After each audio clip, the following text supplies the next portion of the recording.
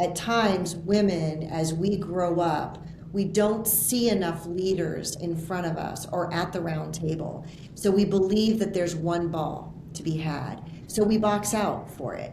Instead of recognizing that there's 6 or 7 rebounds that are going to come down and you can get all of them with one another. And I think that's an opportunity for our cultural lens from a female perspective to lift one another up, get another one at the round table, and not box out.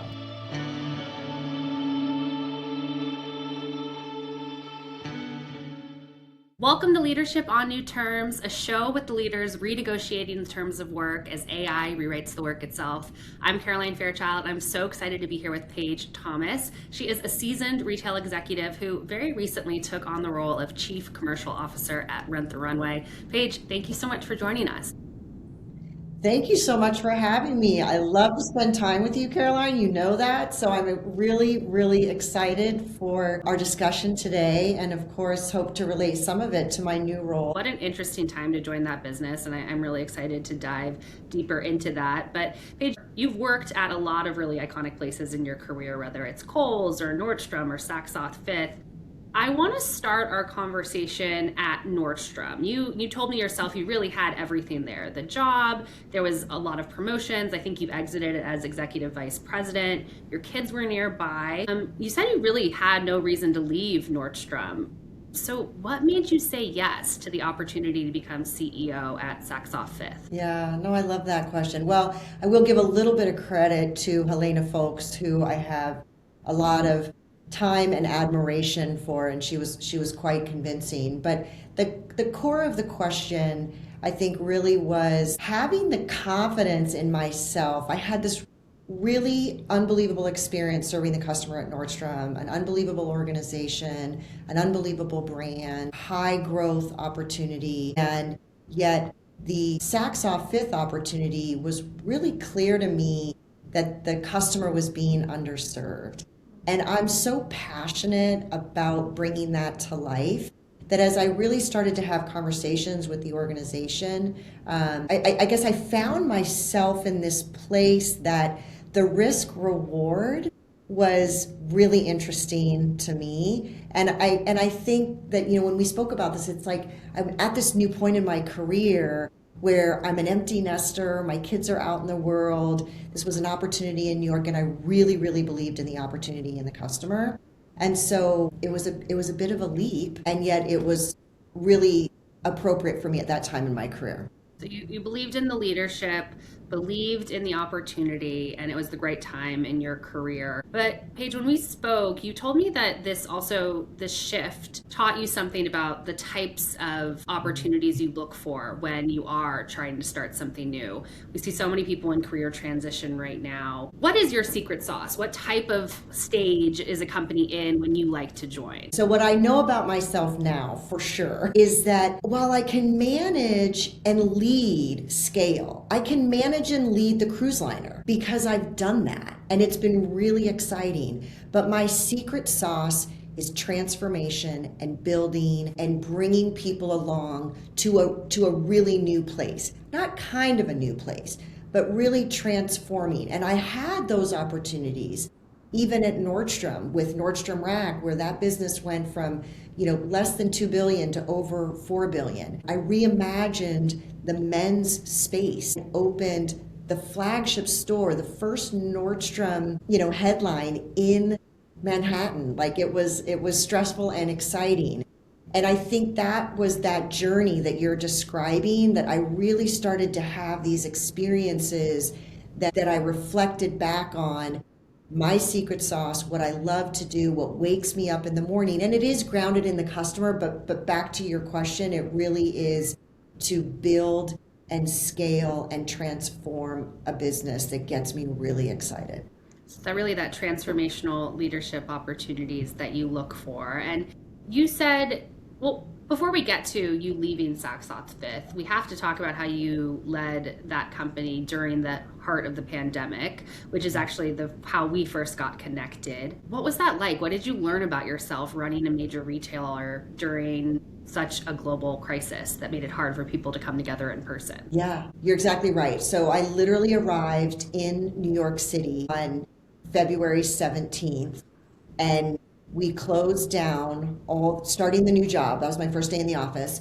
And we closed down all the stores on March 16th. So literally, I had 30 days with the leadership group to kind of build a relationship, assess the situation, and then was the you know, most disruptive crisis that I have ever, imagined in my retail career. It certainly taught me many things. I would say from a leadership perspective, it really was grounded. I believe people are your greatest assets. So transparency and communication, putting your arms around people, being really clear so that they remain engaged, right, in what you're doing, and what you're trying to accomplish, and not having people wonder, because the gaps, people fill the gaps. So it really did build a muscle for me of leadership, communication, and transparency. And that, while I've been taught this, I believe it even more than ever, which is people work for people, not companies. And so that was a big learning for me that I've taken with me. I think the other thing is that it's reinforced serving the customer on their terms. And while you want to believe that you are going to force traffic into the store, you're going to force traffic in a certain channel, or your pricing strategy is going to do X, Y, and Z, the reality is the customer has this view much broader, and your job is to solve their problems. You and I have had this conversation, right? When you're on Zoom, what became important to the customer, right? Like, I needed to have the best Zoom top, right? And how was I going to get it to her? And how was I going to, think about my online business? How was I going to manage all the inventory that was sitting in the stores and getting that to customers? It really pushed us into step changes on our digital platforms, and how we were going to communicate from a performance marketing perspective. So it was definitely a pivotal time, and took many businesses to new places. And I do believe those that won in that time period focused on the customer and their people. So you were super focused when you were at Saks Off Fifth on serving the customer on her terms, as you say. This is leadership on new terms. And you told me when we first spoke that you really left Saks Off Fifth on your own terms. You told your boss at the time you had your resume and your reputation, and you were it was time to leave, right? So what did you mean in that moment when you said, I'm leaving, this is the moment, and I'm leaving with my resume and my reputation? Yeah. And I do want to clarify that the resume and reputation is something that honestly my parents taught me, right? Is that you find yourself in these, big jobs. This was, a critical ambition of mine, right? To be in the CEO seat. And when the resume and reputation really directly connects back to on my terms. What were the things that were important to me? Did we have the capital structure to serve the customer? Did we have the capital structure to serve the employees? Did we have the capital structure to supercharge and continue to transform the business? That was my aha, in that I know the value of my experiences and leadership that I can bring to many organizations. And it's this, probably the easiest way to describe it is it's this internal confidence. And I knew that I could continue to provide that, and yet the structure of the business and customer and the environment, in fairness, in the environment post-COVID, wasn't the right structure for me to continue to be as bold and transformative as I needed to be, which is my secret sauce. Definitely your secret sauce, but I would also say that confidence and that self-knowing is what led you to realize what that secret sauce was. For those who might be watching right now and they're thinking, maybe I've gotten enough out of this opportunity or enough out of this company, and it may be time for me to take some time to think about what's next. Any advice for them? Because given where we are in the labor market, there are just so many people who are facing some sort of transition right now in their careers. Yeah, it's okay. Such a great question, because there's different ways that I want to attack it a little bit. One, I would say before I've even consider sort of leaving or finding myself in those places, because I've made what I believe is really strategic moves to be with power brands that you've spoken about, right? And that's like building the resume. But a key element in that, not just in the Saks Off Fifth decision, is building a network that you have much broader. And that's that's the relationships that you build internally that you keep with you over time. And so you have these trusted partners and networks in that market. That certainly gave me, that's an element of the confidence to say, here's who you are, here's additional opportunities, the things that go with that.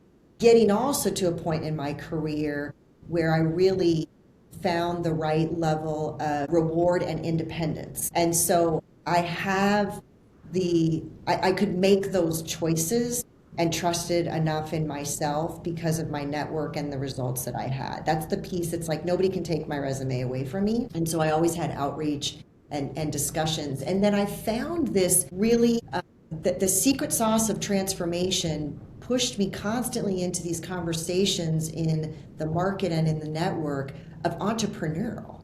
And so I just had this confidence that there's opportunities everywhere, always, that need my expertise that I can lean in on. And so even, my children, even today, when I've had some breaks in my traditional resume, they're like, Mom, you're busier than ever, right? Like I thought you were going to take a little bit of time. So I love what I do, and I think that's, with the networks and my resume, I always felt like I had a connection and a path forward. And those connections in that network, it's really created this pattern that I've noticed in your career where the last few years, it's consulting and board work that have really turned into operating roles. Signet started as a board conversation. I don't know the details of Rent the Runway, but I'm sure your network was beneficial in terms of getting the opportunity to be at the C-suite table for this transformational company right now. How does that keep happening? Are you engineering this in the background? Is it an accident? How does it? No, I love it. It literally is what I was just describing, right? It's like I am obsessed with the customer and the industry. So I always say, while I've spent 30 years in retail, I'm not a retailer. I am an expert in consumer behavior. And so all of my discussions tend to kind of go in that space, and I monitor the market. Even I'm listening to analyst calls. I have a dinner somewhere and it leads to this conversation. But the tactical piece, to your point, is yes, I have networks that are either on board seats. I did the Harvard Business School Women's on Board. That was a huge network for me. Stay connected to these people. And so you start having conversations where you're seeing either opportunistic businesses or where your network is on a board. And that literally led to those conversations. So Signet's a perfect example. To your point, I interviewed for a board seat. I knew 4 board members. And I knew them from very different places, one from the beauty industry, one from the tech industry, and 2 from the market. Really high-powered, wonderful people, and started to have that conversation, and they're like, I'm not sure that the board makes sense. Like, you're not done. And so then that conversation happens. It's not dissimilar to Rent the Runway. I had done some operating model, some business, evaluating the business structure. I know quite a few of the board members, obviously really transparent in the announcements that came, live, and Terry Barraquit's comments. We worked very, very closely during my tenure at Nordstrom. She spent 37 years at Nordstrom, and she's on the board, and she's currently the interim CEO. So it's a perfect example of how that comes to life. The other thing that I think is really important that ladders back to on new terms, I know what I'm walking into. So it's not this transaction, for the younger talent, it's not this transactional interview. You're interviewing all the time in your entire career, which is your resume and your reputation. And so if you think about it in that way, these last opportunities in organizations that I have supported has really been a fluid transition in the sense that I knew what I was walking into. Knowing what you're walking into is important, but And having a network obviously is very important, but I would argue that what you're really good at is figuring out what scope of work is right for you and what scope of work isn't. I think there was an opportunity at Signet that just didn't align in the near term with what you wanted to do. I'm sure that there were a lot of organic conversations with the new leadership at Rent the Runway to come at this conclusion that Chief Commercial Officer is right for you. Is there a framework that we can give folks who are listening in, or some key insights about how you know when an opportunity is actually a match? And Paige, I'm thinking about this, and this is so contrary to other career advice that I've heard around, like this phrase, if you get a seat on the rocket ship, doesn't matter what seat. But I would argue you get to a point in your career and you're kind of like, the seat does matter. Actually, I want to be doing work that I care about regardless of what the company is. So how do you get that kind of leader job fit, if you will, instead of product market fit, and anything that we can learn from your journey? Yeah, you're very good, Caroline, because I don't know that I realize that I do it. And I think a lot of what you described has been the discussions that I've had, honestly, in my last 4 roles. Joining Nordstrom as the head merchant for Nordstrom Rack was a newly created position, and I spent 9 months getting to know the family, and in particular Pete Nordstrom, who was the chief merchant. And I was very much doing the due diligence of where they were, where they needed to go, and he wanted my opinion on that.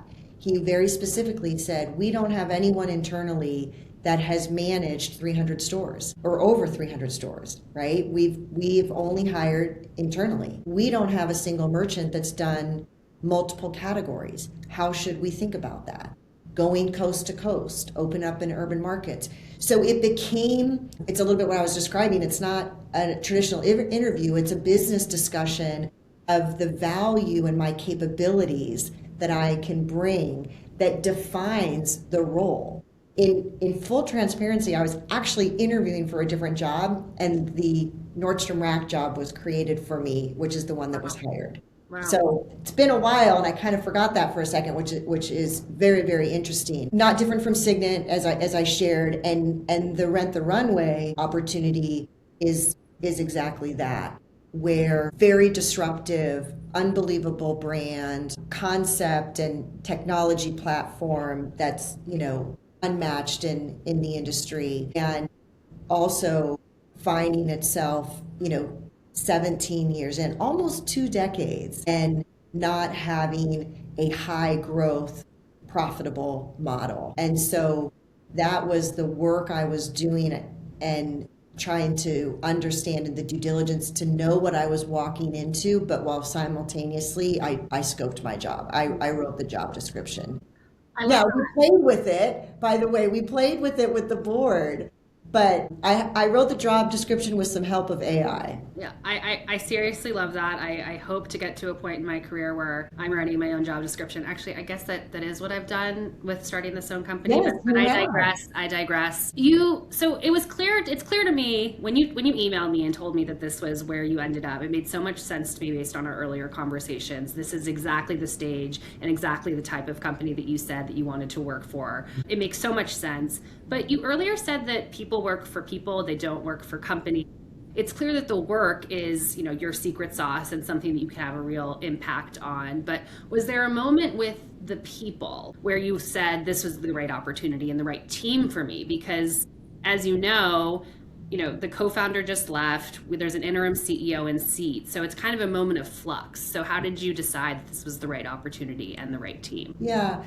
I did not have as much visibility as I would have liked to the broader team, but I want to be clear that at this level that I came in at, my relationship really is with the board. So I always say everybody has a boss, right? And if you're sitting in that C-suite, even if the CEO is your boss, where the interim CEO is my boss today, the board has a lot of influence on that.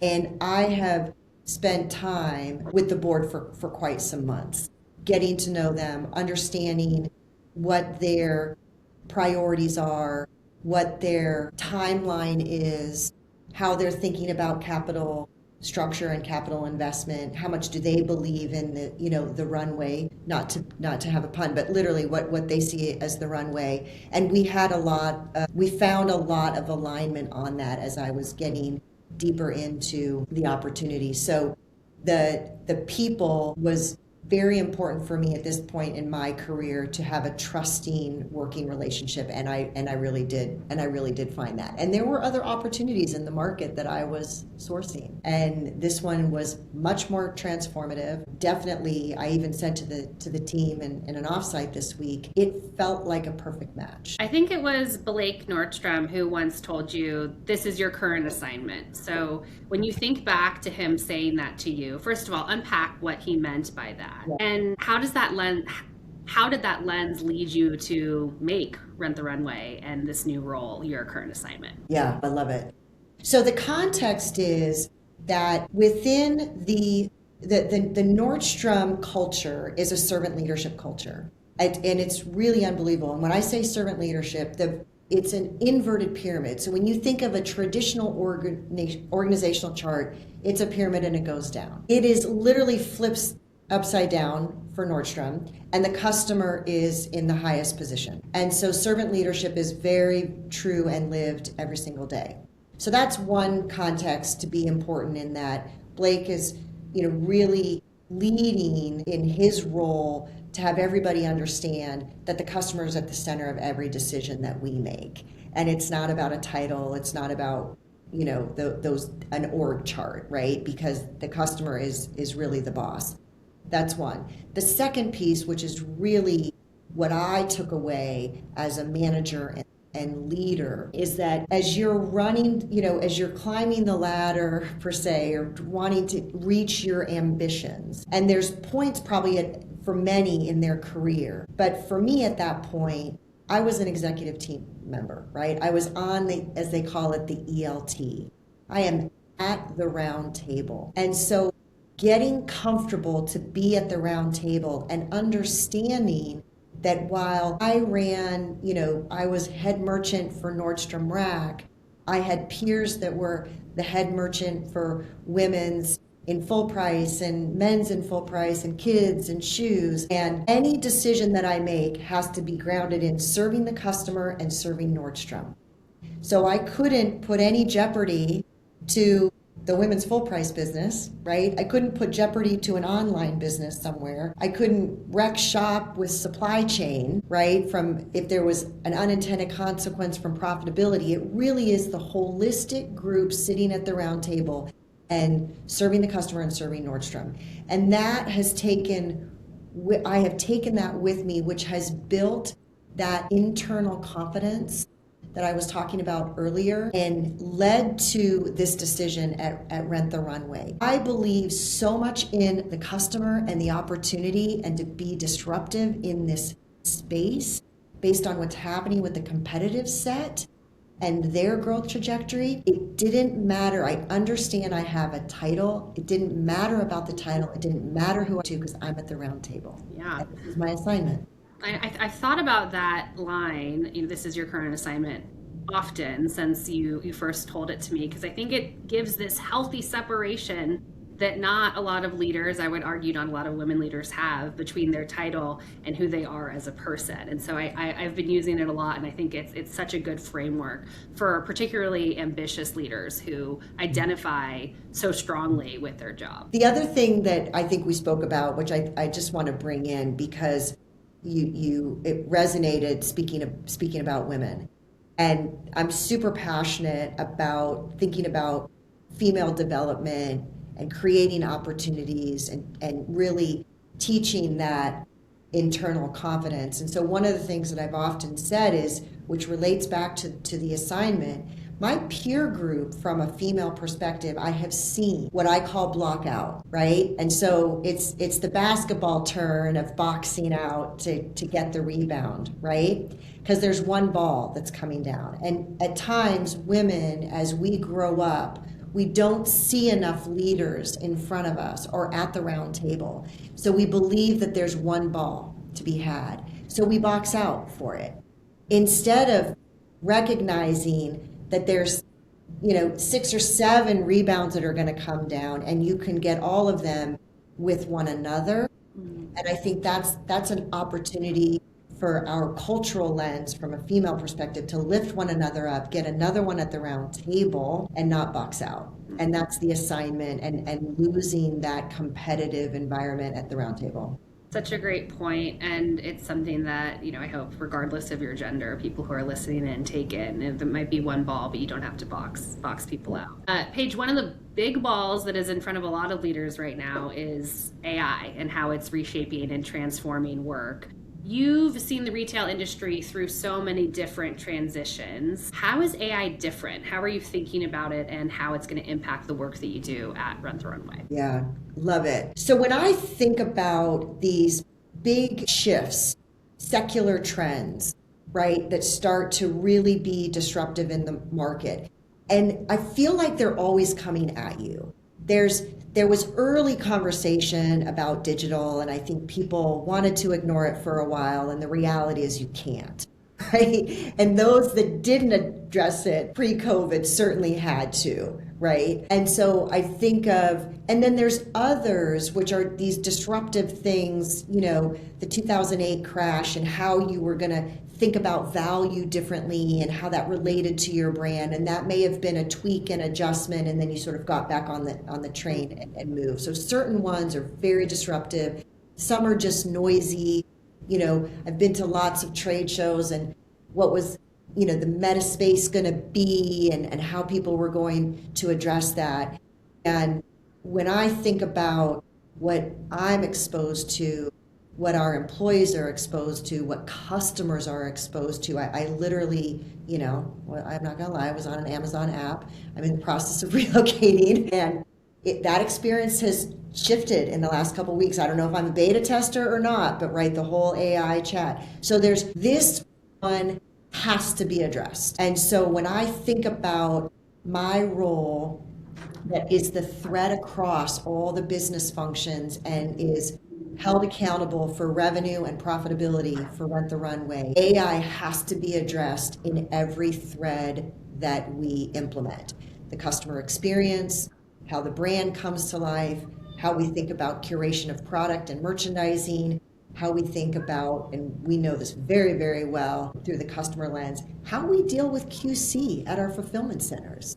And what can happen, right, from a people perspective, what can happen from an AI perspective, and how can that improve? And those things have to work very closely together, but it's very real. So I think about AI as not changing the customer, but the customer's expectations are literally going, leaping that fence, and we have to address that with speed. When I think about AI and the massive undertaking it is for leaders like yourself to integrate it into a business, I get overwhelmed. And I'm here sitting on the outside. How are you not overwhelmed? And how do you see this as an exciting opportunity as opposed to one that kind of brings you on your heels? Yeah, it is overwhelming. Let me be clear. It is overwhelming because to imagine what's possible is pushing my own capabilities. There's discussions in rooms, right? Like there's discussions at our leadership table that says, we need a black belt in AI. What is that? How do you define that today? It's so new and powerful. There's not a black belt doesn't exist. So how do I approach it? I got to learn to be a black belt. I am literally on Claude. I am in Gemini. I am having conversations. I had a wonderful dinner conversation last night about the debate of search, filter, taxonomy. These are very traditional digital terms. This individual said, I challenge if you even need taxonomy, because based on the capabilities today in AI, you need a photo and a category. And my brain just went like this. So I am a student of the business. To be able to enable and maximize AI, I have to learn it, I have to live it, I have to see it live in all the business functions so that I can support it, challenge it, and lead on it. And I would argue just owning what you don't know. I was at a business conference earlier this week, and one of the C-suite execs that was on stage was just saying, the worst thing that you can do right now is promise your employees certainty, because we don't really know what we're doing with AI, and we don't really know what it's going to mean for the future of the business. But being that student leader that you're talking about, I think is really crucial in this moment of uncertainty and change. I agree. I agree. Paige, this has been a wonderful conversation. It always is with you. I have so many nuggets that I'm going to write down as soon as we hop off. Before I let you go, this is a question that I end every conversation with. What's one term of some of your old full-time roles that you would never accept again? One that you would negotiate on no matter what? Yeah. I love this question. Usually I get what would you describe yourself in one word? So I'll relate it back to that a little bit, but I really think that the bullseye for me, the non-negotiable, is empowerment. And that is the secret sauce, the ability to lead change, the ability to transform, the ability to trust and drive the change management. And yet I will say that has to be mutual. Right? So it has to be this environment of empowerment on both sides, which is empowerment to the teams that I serve and lifting them up and holding them accountable, which I have a level of intensity on that. And yet for me, it's really to have that same level of empowerment, trust in my resume and reputation so that I can show up as my authentic self and illustrate what good looks like. Well, Paige, I can't wait to see how you do that at Rent the Runway. I'm so excited for you and your next chapter. Thank you so much for joining us on Leadership on New Terms. Thanks for having me. It's always a good time. This is Leadership on New Terms. You can find us on LinkedIn, YouTube, Substack, as well as Instagram. I'm Caroline Fairchild. I'll see you here next week.